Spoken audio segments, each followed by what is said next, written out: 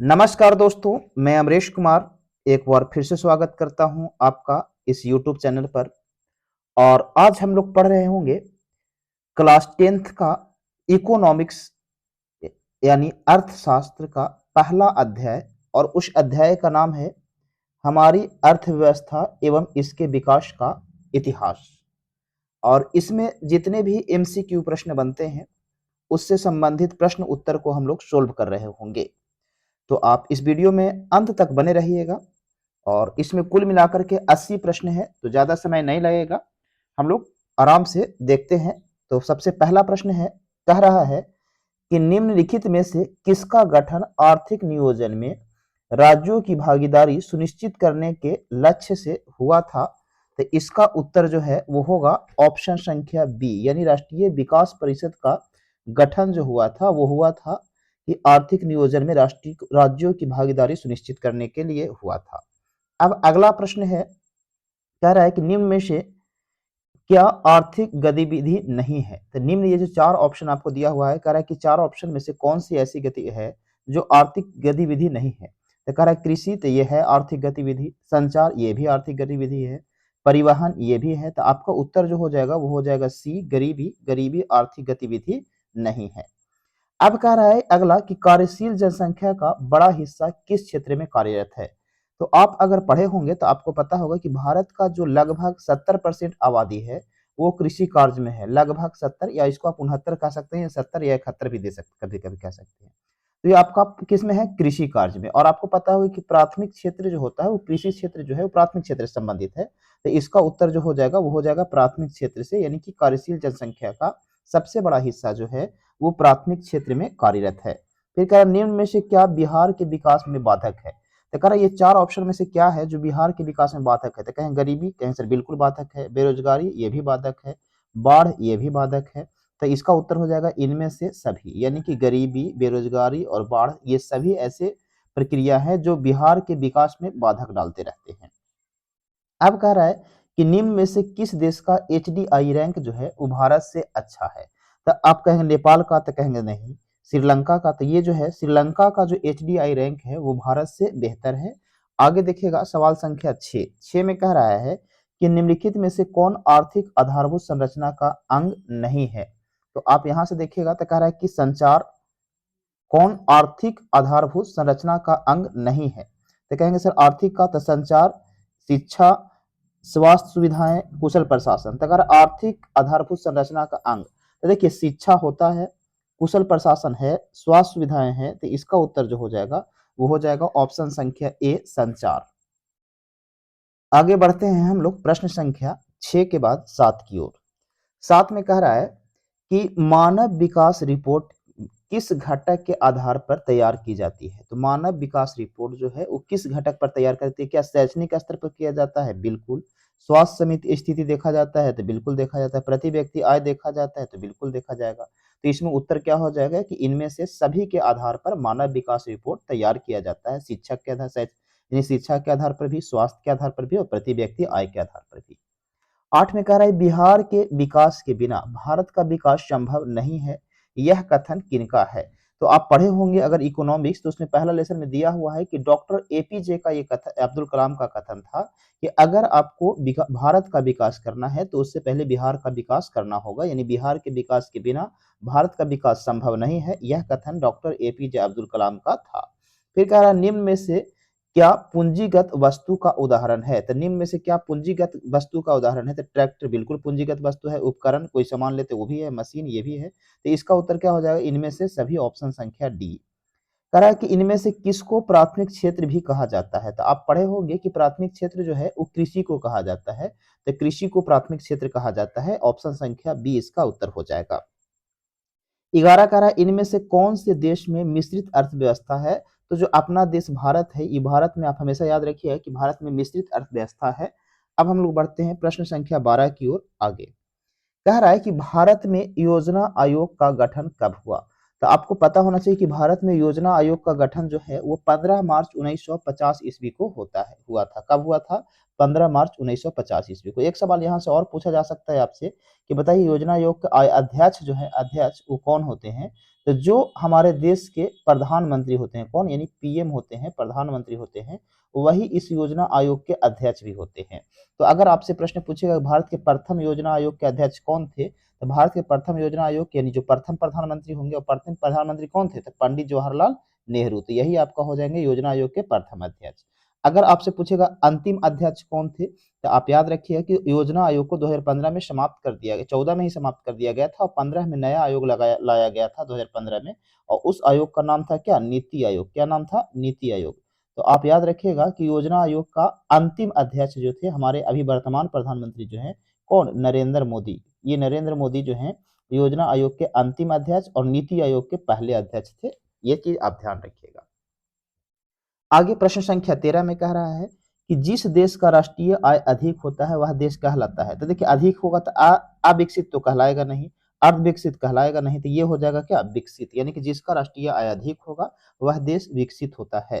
कह रहा इनमें से किसे पिछड़ा राज्य कहा जाता है? जब भी पिछड़ा राज्य की बात आए आंख मूंद करके आप अपने राज्य बिहार में आ जाइए, पिछड़ा राज्य इसी को कहा जाता है। कह रहा कि शेयर बाजार की नियामक संस्था जो है वो किसको कहा जाता है? तो नियामक संस्था सेबी को कहा जाता है। तो आपका उत्तर हो जाएगा बी। आगे कह रहा भारत में किस राज्य की प्रति व्यक्ति आय सबसे कम है? तो देखिए कम रहेगा तो बिहार, गरीब कहे बिहार, अब हमेशा कम पिछड़ा, सबसे अधिक पिछड़ा, कम पढ़ा लिखा, सब बिहार। कह रहा कि भारत में नीति आयोग की स्थापना हुई, अभी आप पढ़े थे हम लोग, देखिए यहाँ पर कि योजना आयोग, तो योजना आयोग जो है इसकी स्थापना कब हुई थी? 15 मार्च 1950 ईस्वी में। अब कहेगा कि नीति आयोग की, तो याद रखिएगा ये योजना आयोग को समाप्त कर दिया गया था और योजना आयोग को समाप्त करके उसके जगह लाया गया था क्या? नीति आयोग। और नीति आयोग आया था जनवरी 2015 में। और आपसे पूछेगा कि नीति आयोग के प्रथम अध्यक्ष तो कौन? आप ध्यान रखिएगा कि हमारे प्रधानमंत्री, वर्तमान प्रधानमंत्री कौन है? नरेंद्र मोदी। यही हमारे प्रथम अध्यक्ष थे। और योजना आयोग के अंतिम अध्यक्ष भी कौन थे? नरेंद्र मोदी ही थे। ये दोनों चीज आप ध्यान रखिएगा। चलिए अब हम आगे बढ़ते हैं प्रश्न संख्या 18 की ओर। कह रहा है कि मिश्रित अर्थव्यवस्था का राष्ट्र, यानी कि इनमें से कौन सा देश है जहां मिश्रित अर्थव्यवस्था है? तो हम लोग पीछे ही पढ़े थे कि भारत में मिश्रित अर्थव्यवस्था पाया जाता है। तो यही आपका उत्तर हो जाएगा। कहेगा योजना आयोग के सदस्यों की संख्या होती है, तो देखिए इसमें ऐसे निश्चित नहीं होता है कि योजना आयोग में सदस्य कितने हैं, लेकिन कुल मिलाकर के 8 हो जाता है। तो आप 8 याद रख लीजिएगा। लेकिन अगर आप कहीं ऑप्शन में ये दिया हुआ रहे कि इसके सदस्य की संख्या निश्चित नहीं होती है तो आप वही मारिएगा, लेकिन इसमें आप 8 कर सकते हैं। ठीक। कह रहा है कि बिहार में जीवन यापन का मुख्य साधन क्या है? बिहार में जीवन यापन का मुख्य साधन क्या है? तो आपको पता होगा कि बिहार में कहे या भारत में कहे तो जीवन यापन का मुख्य साधन कृषि ही हो जाएगा।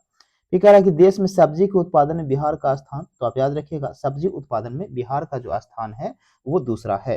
फिर कह रहा है कि भारत के पड़ोसी देश में किस देश का प्रति व्यक्ति आय सबसे अधिक है? तो जो हमारा जितने पड़ोसी देश हैं आपको पता होगा कि कुल पड़ोसी देशों की संख्या 9 है, जिसमें 7 स्थल से और 2 जलीय से। तो आपसे कुल पड़ोसी देश 9, और उसमें से आप श्रीलंका को देखिएगा तो श्रीलंका का एचडीआई रिपोर्ट जो है वो भारत से बेहतर है। और यहाँ प्रति व्यक्ति आय भी याद रखिएगा कि क्या रहा है कि भारत के पड़ोसी देश में किस देश का प्रति व्यक्ति आय सबसे अधिक है? तो वो भी आप श्रीलंका। अब कह रहा है इनमें से कौन योजना आयोग के पदेन अध्यक्ष होते हैं? तभी हम लोग पढ़े थे कि योजना आयोग के जो अध्यक्ष होते हैं वो प्रधानमंत्री होते थे। तो प्रधानमंत्री इसका उत्तर हो जाएगा। फिर कह रहा है कि भारत की आर्थिक व्यवस्था जो है वो कैसी है? तो भारत की आर्थिक व्यवस्था जो है वो कैसी है? समाजवादी है कि पूंजीवादी है कि मिश्रित है? तो आप अभी कई बार पढ़ चुके हैं कि भारत की आर्थिक अर्थव्यवस्था जो है न तो समाजवादी है और ना ही पूंजीवादी है। ये उत्तर हो जाएगा हमारा क्या? भारत में मिश्रित आर्थिक अर्थव्यवस्था है। कह रहा इनमें से कौन से देश में समाजवादी अर्थव्यवस्था है? तो आप याद रखिए कि हमारा देश एक है बगल का ही थोड़ा दूर पर, आप ये कह सकते हैं कि इसको बगल का देश नहीं कह सकते हैं आप। तो कह रहा है कि इनमें से कौन सा देश का समाजवादी अर्थव्यवस्था है? तो ये रूस एक देश है जिसका अर्थव्यवस्था है वो समाजवादी है, आप ध्यान रखिएगा। फिर कह रहा है कि सम्यक विकास की प्रक्रिया संबंधित है किससे? तो ये सभी वर्ग से संबंधित है। अब हम लोग बढ़ते हैं आगे प्रश्न संख्या कितना? 27 की ओर। 27 में क्या कह रहा है कि गरीबी जो है वो कैंसर रोग की तरह है, किसने कहा था? गरीबी कैंसर रोग की तरह है, किसने कहा था? तो ये कहे थे अर्थशास्त्री कुजनेट। कौन कहे थे? अर्थशास्त्री जो थे वो कुजनेट थे, वही कहे थे। तो आप याद रखिएगा। करे किस क्षेत्र को द्वितीय क्षेत्र भी कहा जाता है? तो देखिए कृषि तो आपका पहला क्षेत्र से होगा, ये होगा नहीं, सेवा तीसरा क्षेत्र से हो जाएगा। तो उसका उत्तर हो जाएगा उद्योग जो है, उद्योग क्षेत्र को द्वितीय क्षेत्र में कहा जाता है। फिर कह रहा है 11वीं पंचवर्षीय योजना की अवधि क्या रहा है। तो आप याद रखिए कि 11वीं पंचवर्षीय योजना है, इसका अवधि रहा है 2007 से कितना 12। 11वीं पंचवर्षीय योजना का अवधि 2007 से 12 था। कह रहा है किस क्षेत्र को तृतीय क्षेत्र भी कहा जाता है। तो आप अभी पढ़े बताए थे आपको कि सेवा क्षेत्र जो है इसको हम लोग तृतीय क्षेत्र भी कहते हैं। कह रहा है कि एक अर्थव्यवस्था का सृजन होता है। तो अर्थव्यवस्था का सृजन होता है कैसे, तो किससे होता है। तो कह रहा प्राकृतिक संसाधन से बिल्कुल, भौतिक संसाधन से बिल्कुल, मानवीय संसाधन से बिल्कुल। तो इसका उत्तर क्या हो जाएगा कि इनमें से सभी संसाधनों से होती है। फिर अगला प्रश्न है कि राष्ट्रीय विकास परिषद का गठन कब हुआ था। तो ये याद रखिएगा 1952 ईस्वी में राष्ट्रीय विकास परिषद का गठन जो है 1952 ईस्वी में हुआ था। फिर कह रहे किस अर्थव्यवस्था में उत्पादन के साधनों पर किसी व्यक्ति या निजी संस्था का अधिकार रहता है, यानी कि कौन सी ऐसी अर्थव्यवस्था रहता है जिसमें उत्पादन के साधन पर किसी व्यक्ति या निजी संस्था का अधिकार रहता है। तो ये जो है पूंजीवादी जहां पर रहेगा वहां पर निजी व्यक्ति या किसी व्यक्ति के हाथ में इसका अधिकार रहता है। कह रहा है कि भारत की प्रथम पंचवर्षीय योजना आयोग का कार्यकाल क्या था। तो भारत का जो प्रथम पंचवर्षीय योजना आयोग जो था ना, उसका कार्यकाल जो है रहा था 1951 से 56 तक। और आपको पता होगा कि पंचवर्षीय योजना 5 साल का होता है, तो इसका कार्यकाल 1951 से 56 तक था। कह रहा आर्थिक संरचना का एक मुख्य अंग कौन सा है। तो आर्थिक संरचना जो है उसका मुख्य अंग शिक्षा है, कहेंगे सर नहीं। स्वास्थ्य है नहीं। तो इसका मुख्य अंग होता है यातायात और संचार। आगे बढ़ते हैं हम लोग प्रश्न संख्या 35 के बाद 36 की ओर। कह रहा है कि आर्थिक क्रियाओं का उद्देश्य क्या होता है। तो आर्थिक क्रिया जो भी कोई भी करता है तो उसका उद्देश्य क्या होता है। तो कहें सर जीवन उपार्जन, बिल्कुल। इसका मुख्य उद्देश्य जो होता है वो जीवन उपार्जन करना ही होता है, जीविकोपार्जन ही होता है, मनोरंजन नहीं है। तो इसका उत्तर ए हो जाएगा। कह रहा है पशुपालन एवं मत्स्य पालन किस क्षेत्र के अंतर्गत आते हैं। तो देखिए आपको याद रहना चाहिए कि पशुपालन और मत्स्य पालन जो है ये दोनों जो है वो प्राथमिक क्षेत्र के अंतर्गत आते हैं। किसके अंतर्गत आते हैं, प्राथमिक क्षेत्र के अंतर्गत। फिर कह रहा निम्नलिखित में से कौन सामाजिक संरचना का अंग है। तो निम्नलिखित में से कौन, तो आपका कहेगा शिक्षा एवं प्रशिक्षण बिल्कुल, स्वास्थ्य सेवाएं बिल्कुल, आवास बिल्कुल। तो इसका उत्तर हो जाएगा उपयुक्त में से सभी, यानी कि सभी जो है सामाजिक संरचना के, यानी कि समाज में आप रह रहे हैं तो शिक्षा भी जरूरी है, स्वास्थ्य भी जरूरी है, आवास भी जरूरी है। तो ये इसका उत्तर सभी हो जाएगा। 39 में कह रहा है कि सामान्यतः किस देश के विकास का स्तर किसी आधार पर निर्धारित किया जाता है। यानी कि सामान्यतः किसी देश के विकास का स्तर जो है किस आधार पर निर्धारित किया जाता है। कोई भी देश विकसित है, अविकसित है या कैसा है, तो उसका निर्धारण कैसे किया जाता है।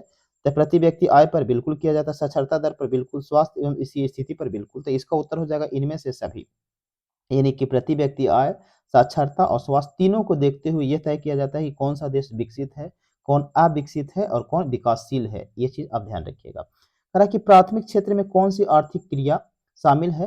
कृषि बिल्कुल शामिल है, खनन बिल्कुल शामिल है, पशुपालन बिल्कुल शामिल है। तो इसका उत्तर हो जाएगा क्या, इनमें से सभी। प्राथमिक क्षेत्र में कृषि, पशुपालन और खनन तीनों है।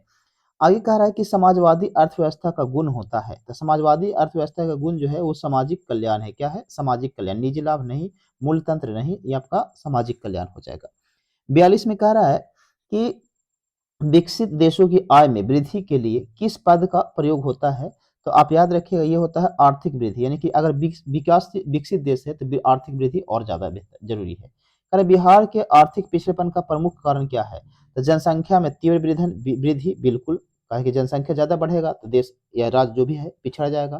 कृषि पर अत्यधिक जन्य भार, अब देखिए बिहार में क्या है कि आप देखेंगे कि यहाँ पर रोजगार नहीं है, रोजगार नहीं है तो इस वजह से ज्यादातर लोग कृषि पर ही निर्भर है। तो ये भी आपको दिक्कत किया। बाढ़ एवं सूखा का प्रकोप ये भी है। तो इसका उत्तर हो जाएगा उपयुक्त सभी, यानी उत्तर क्या हो जाएगा डी, यानी बिहार का पिछड़ेपन का कारण जनसंख्या में वृद्धि भी है, कृषि पर अत्यधिक भार भी है और बाढ़ और सुखाड़ ये भी है।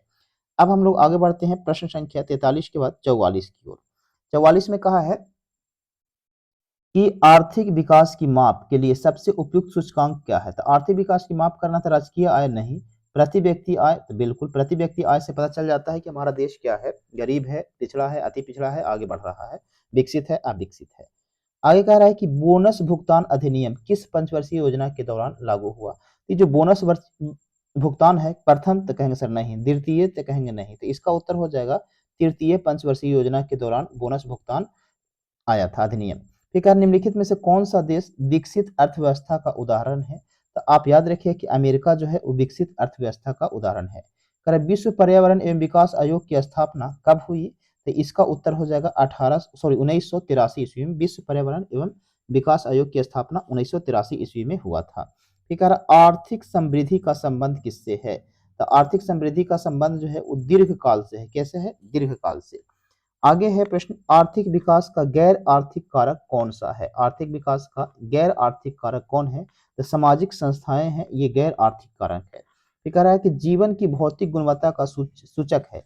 जीवन का भौतिक गुणवत्ता का सूचक क्या है? क्या जीवन प्रत्याशा? बिल्कुल। मौलिक साक्षरता? बिल्कुल। शिशु मृत्यु दर? बिल्कुल। तो इसका उत्तर हो जाएगा इनमें से सभी। अब एक कॉमन है, कह रहा है कि आर्थिक विकास संबंधित है परिणात्मक परिवर्तन से या गुणात्मक परिवर्तन से? तो इसका उत्तर हो जाएगा दोनों, यानी ए और बी दोनों, परिणात्मक और गुणात्मक दोनों से। कह रहा है एक समाजवादी अर्थव्यवस्था में सर्वाधिक बल किस पर दिया जाता है? तो समाजवादी आएगा तो अर्थव्यवस्था, तो उसमें लोगों का कल्याण के बारे में ज्यादा सोचा जाता है, तो इसका उत्तर हो जाएगा लोक कल्याण से। अब हम लोग 52 के बाद आगे बढ़ते हैं प्रश्न संख्या 53 की ओर। 53 में कह रहा है कि भारतीय योजना आयोग के प्रथम अध्यक्ष कौन थे? तो आप पढ़े हैं कि योजना आयोग के अध्यक्ष होते हैं जो प्रधानमंत्री होते हैं। हमारे प्रथम प्रधानमंत्री पंडित जवाहरलाल नेहरू थे, तो आपका उत्तर हो जाएगा सी। कह रहा निम्नलिखित में से कौन आर्थिक आधारभूत संरचना का एक घटक है? तो आर्थिक आधारभूत संरचना का एक घटक कौन है? तो कहें सर वित्त। ये कह रहा है अर्थव्यवस्था के किस क्षेत्र में हरित क्रांति का संबंध है? तो हरित क्रांति का संबंध कृषि से था, तो आपका कृषि प्राथमिक क्षेत्र के अंतर्गत आता है, तो उत्तर आपका प्राथमिक क्षेत्र आ जाएगा। फिर 56 में कह रहा है कि ऑपरेशन फ्लड जो है उस क्या है? ऑपरेशन फ्लड क्या है? तो आप याद रखिए कि ऑपरेशन फ्लड जो है वो दूध से संबंधित है, तो दूध होगा यानी कि डेयरी विकास से संबंधित हो जाएगा इसका। फिर कह रहा है कि ब्रंट लैंड आयोग संबंधित है, ये किससे संबंधित है? तो ये सतत विकास से संबंधित है। किससे? ब्रंट लैंड आयोग जो है वो सतत विकास से संबंधित था। आगे 58 में देखिएगा, तो कह रहा है प्रथम राष्ट्रीय मानव विकास रिपोर्ट किस प्रधानमंत्री के कार्यकाल में जारी हुआ? तो प्रथम बार आपको राष्ट्रीय मानव विकास रिपोर्ट किस प्रधानमंत्री के कार्यकाल में जारी हुआ? तो ये आप याद रखिएगा मनमोहन सिंह के राज्य में। किसके? मनमोहन सिंह जो जब प्रधानमंत्री थे तो उनके शासनकाल में ये लागू हुआ प्रथम बार, आप ये ध्यान रखिएगा। प्रथम राष्ट्रीय मानव विकास रिपोर्ट किस प्रधानमंत्री के कार्यकाल में लागू हुआ? तो ये आपका मनमोहन सिंह नहीं होगा, कहे कि 1983 में हुआ था, उसमें तो मनमोहन सिंह आए नहीं होंगे, यानी ये हो जाएगा अटल बिहारी वाजपेयी के काल में। किनके शासन काल में? 58 का जो उत्तर है वो डी ही होगा, मनमोहन सिंह, क्योंकि ये 2001 में लागू हुआ था। कितना ईस्वी में? 2001 में। तो उसमें प्रधानमंत्री मनमोहन सिंह थे। इसमें आप देख लीजिएगा, आपका जो गेस पेपर है उसमें गलत दिया हुआ है 58 का, तो आप ध्यान रखिएगा। फिर कह रहा निम्न में से कौन गैर आर्थिक आधारभूत संरचना का अंग है? तो गैर आर्थिक आधारभूत संरचना का अंग है क्या? शिक्षा। क्या हो जाएगा? शिक्षा। फिर कह रहा मानव विकास सूचकांक में सर्वोच्च स्थान किस देश का है? तो आप याद रखिएगा मानव विकास सूचकांक में सर्वोच्च स्थान जो है वो नॉर्वे का है। किसका है? नॉर्वे का। आगे हम लोग बढ़ते हैं प्रश्न संख्या 60 के बाद 61 में। तो 61 कहा है कि 12वीं पंचवर्षीय योजना का कार्यकाल जो है वो कब से कब तक रहा? तो आप याद रखिए 12वीं पंचवर्षीय योजना का अभी हम लोग पढ़े थे कि 11वीं जो है पंचवर्षीय योजना उसका कार्यकाल था 2000 कितना से? तो आप कहेंगे सर 2007 से 12 था, 7 से 12 है, तो 12वीं जो है उसका 5 साल बाद, तो 12 से 17 आपका उत्तर हो जाएगा सी, 12 से कितना? 17। फिर कह रहा है कि निम्न में से कौन विकास सूचकांक का सूचक नहीं है? तो आपका उत्तर हो जाएगा राष्ट्रीय आय। क्या हो जाएगा? राष्ट्रीय आय। ठीक है, राष्ट्रीय मानव विकास सूचकांक में किस राज्य का दर्जा सबसे ऊपर है? तो आप याद रखिए ये जो केरल है, ये केरल का दर्जा सबसे ऊपर है। 63 का उत्तर हो जाएगा केरल। मानव विकास सूचकांक में भारत में केरल का राज्य जो है सबसे ऊंचा दर्जा। निम्नलिखित में से कौन द्वितीयक आर्थिक क्रियाकलाप से संबंधित है? तो आप याद रखिए कि द्वितीयक आर्थिक आर्थिक से तो आप उद्योग धंधा जो होता है वो द्वितीय क्षेत्र में आता है, कृषि पहला क्षेत्र में आता है, सेवा तीसरा क्षेत्र में आता है, ये आप ध्यान रखिएगा। फिर 65 में कह रहा है समाज की सभी आर्थिक क्रियाओं का योग क्या कहलाता है? तो समाज के सभी आर्थिक क्रियाओं का योग जो है वो कहलाता है अर्थव्यवस्था। क्या कहलाता है? अर्थव्यवस्था कहलाता है। फिर कह रहा है कि बिहार के विकास के बिना भारत का विकास संभव नहीं है। यह कथन किसका है? तो हम लोग पीछे भी पढ़े थे कि यह कथन डॉक्टर एपीजे अब्दुल कलाम का है। फिर कह रहा है कि कृषि का विकास करना किस पंचवर्षीय योजना का मुख्य उद्देश्य था? यानी कि कौन से पंचवर्षीय योजना में कृषि का विकास पर जोर दिया गया था? ये पहला पंचवर्षीय योजना था, और ये आपका योजना जो है 1951 से कब तक रहा था? तो 56 तक रहा था, पहली पंचवर्षीय योजना। ये कह रहा है कि मानव विकास रिपोर्ट का प्रकाशन निम्नलिखित में से किसके द्वारा किया जाता है? तो मानव विकास रिपोर्ट का प्रकाशन यूएनडीपी के द्वारा किया जाता है। किनके द्वारा? यूएनडीपी के द्वारा। कह रहा है भारत की सर्वाधिक प्रति व्यक्ति आय वाला राज्य कौन सा है? तो भारत का सर्वाधिक प्रति व्यक्ति आय वाला राज्य जो है वो गोवा है, तो आपका उत्तर हो जाएगा क्या, बी गोवा। भारत का सर्वाधिक प्रति व्यक्ति आय वाला राज्य कौन सा हो जाएगा, गोवा। 69 के बाद आगे हम लोग बढ़ते हैं प्रश्न संख्या 70 में। अब 70 में क्या कह रहा है कि गरीबी रेखा निर्धारण का कैलोरी मापदंड किसने दिया था, तो ये जो है वो 70 का उत्तर हो जाएगा आपका योजना आयोग। कौन दिया था, योजना आयोग। और एक और चीज ध्यान रखिएगा कि शहरी क्षेत्र में जो है गरीबी रेखा से नीचे कब रखा जाता है, जब आपको 2100 कैलोरी से कम भोजन मिलता है, और ग्रामीण क्षेत्रों में जो गरीबी रेखा का मापदंड किया गया है भोजन के लिए वो 2400 कैलोरी किया गया है। याद रखिए, गाँव में 2400 और शहर में कितना, 2100। फिर कह रहा है भूमि का पारिश्रमिक क्या कहलाता है, तो भूमि का पारिश्रमिक जो कहलाता है वो लगान कहलाता है। आपका उत्तर हो जाएगा डी, क्या, लगान। आगे कह रहा है योजना आयोग का गठन कब हुआ था, तभी आप पढ़े थे कि योजना आयोग का गठन 1900 कितना ईस्वी में हुआ था, 50 ईस्वी में। ये कह रहा है भारत की पहली मानव विकास रिपोर्ट कब जारी की गई थी, तो भारत का पहली मानव विकास रिपोर्ट जो है वो जारी किया गया था अप्रैल 2002 ईस्वी में। और उस समय आप पढ़े, देखिए अभी से पीछे पढ़े थे कि कौन से प्रधानमंत्री के शासनकाल में, तो कौन से प्रधानमंत्री थे उस समय, पंडित सॉरी डॉक्टर मनमोहन सिंह। कह रहा है कि कौन सी आर्थिक क्रिया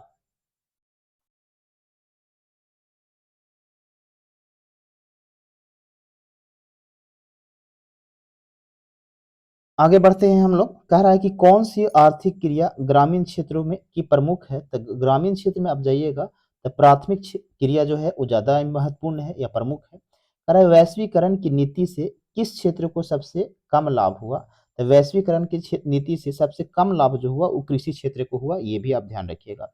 फिर कह रहा है कि 11वीं पंचवर्षीय योजना की अवधि क्या है, तभी हम लोग थोड़ा देर पहले पढ़े थे कि 11वीं पंचवर्षीय योजना का अवधि जो है 2007 से 12 है, और 12वीं का 2012 से 17 था, जिसको बीच में ही समाप्त करके उसके जगह पर नीति आयोग लाया गया था।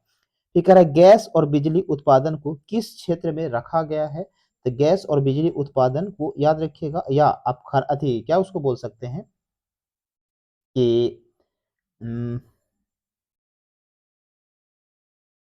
उद्योग, इसको भी द्वितीय में रखा गया है, तो इसका उत्तर हो जाएगा द्वितीय क्षेत्र। गैस और बिजली उत्पादन और या उद्योग को द्वितीय क्षेत्र में रखा गया है। कह रहा है कि भारत की पहली मानव विकास रिपोर्ट किसने तैयार किया था, ये आपका योजना आयोग तैयार किया था, तो आप याद रखिए इसका उत्तर हो जाएगा योजना आयोग। कौन तैयार किया था, योजना आयोग। कह रहा है द्वितीय क्षेत्र को नाम से जाना जाता है, तो द्वितीय क्षेत्र को औद्योगिक क्षेत्र के नाम से भी जाना जाता है। और आप ही अब पढ़े कि गैस जो है, और गैस और क्या, बिजली, ये दोनों भी द्वितीय क्षेत्र के अंतर्गत ही आते हैं।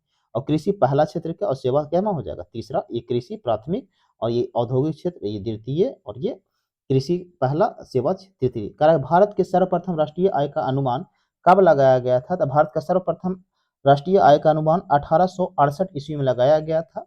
आपसे पूछा जाएगा किसके द्वारा, तो दादा भाई नौरोजी के द्वारा। किनके द्वारा, तो दादा भाई नौरोजी। किनके द्वारा, दादा भाई नौरोजी के द्वारा लगाया गया था। तो ये भी आप ध्यान रखेंगे। चलिए, तो ये पहला लेसन जो है आपका समाप्त हो गया है, आप इसका रिवीजन करिएगा। तब तक हम फिर मिलेंगे आपसे नेक्स्ट वीडियो में, तब तक आप रिवीजन कीजिए।